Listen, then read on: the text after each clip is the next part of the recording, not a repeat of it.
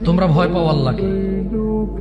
এদেশের শিয়া সুন্নি চিশতি সাবরি তরিকত হাকিকত মারেফত গরম সুন্নি ঠান্ডা সুন্নি, এদেশের আহলে হাদিস জমিয়তে আহলে হাদিস, তারপর হচ্ছে কি আহলে হাদিস আন্দোলন, আরো নাম থাকতে পারে, তারপরে কওমি, তারপরে হচ্ছে এদেশে হেফাজত। কোন ওয়াজ তোমরা রেকর্ড করো না?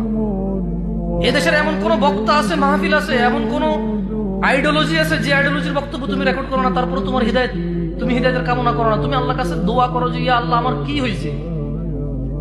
এই হুজুর বলে ওই হুজুর খারাপ, ওই হুজুর বলে এই হুজুর খারাপ, সব ঠিক আছে, কিন্তু আমি তো সব হুজুরের ওয়াজ শুনছি। আমি তো এক জায়গায় স্থির হতে পারতাম যে কোন হুজুর ঠিক কয়।